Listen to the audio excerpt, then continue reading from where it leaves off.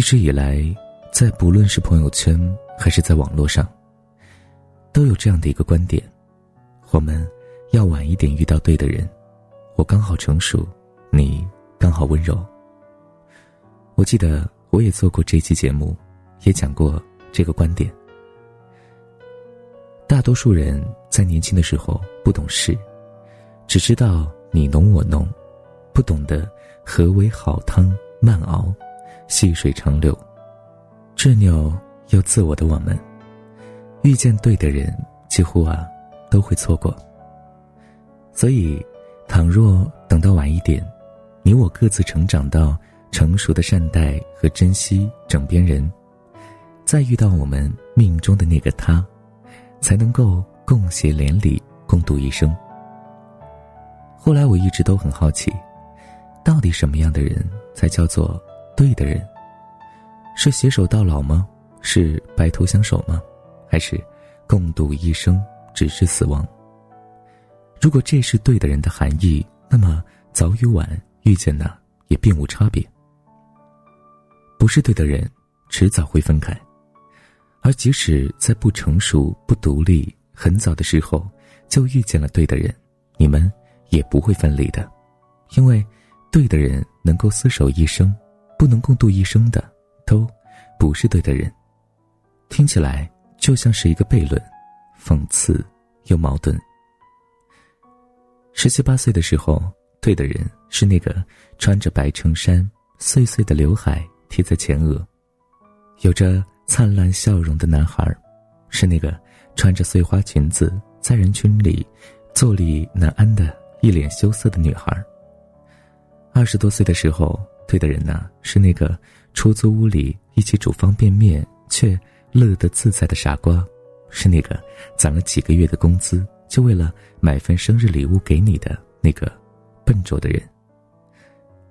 30歲以後對的人就是那個下班回家能夠看見滿桌的菜肴，坐在一旁笑笑說歡迎回家的那個人，也是那個在生病時遞上藥片為你半夜掖好被角的人。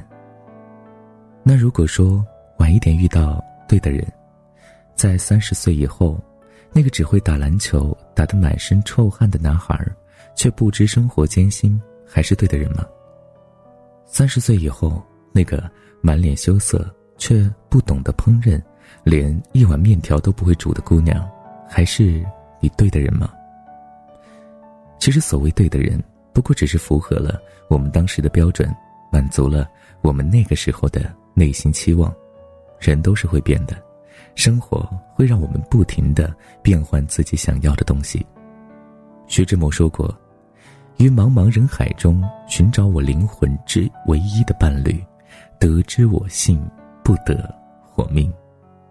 我以前總是以為，如果能夠晚一些，等我們變得更加優秀的時候，遇見愛的那個人，也許所有的結局都会不一樣。直到後來，我才明白，命運的齒輪永遠都在轉動，而結局早已經寫定。即使給你無數次從頭再來的機會，一切也不會有什麼改變的。偶然發生的巧合多了，就成了緣分，而緣分深了，自然就變成了命運。對於我來說，這個世界上根本不存在什麼靈魂伴侶。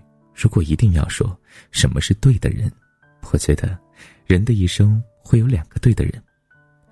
每個人的生命裡都會有一個這樣的人，他会告訴我們什麼是愛，怎麼去愛別人，用遺憾來教會我們珍惜身邊的人，用離開刻畫出永生不再相見。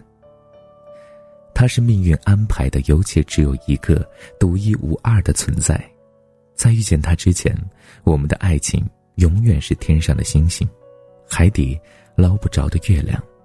沒有他，就沒有我們那些常伴於身旁的伴侶。我們將他定義為我們生命裡的第一個對的人。後來在我們離開那個人之後，我們花了很長的時間去愈合他離開時留下的傷口，也用了很多的精力去試圖遺忘腦海裡雋永又香醇的畫面。在我們都以為這輩子不會再有愛的能力的時候，我們遇見了第二個人。他可能幽默，可能木訥，他可能很高冷，也可能很溫柔，但一定都有一個共同點，他一定很懂你。終於你發現原來心臟還能跳動得那麼鮮活，楊柳拂青，鵝毛拂水，每一天都充滿了意義。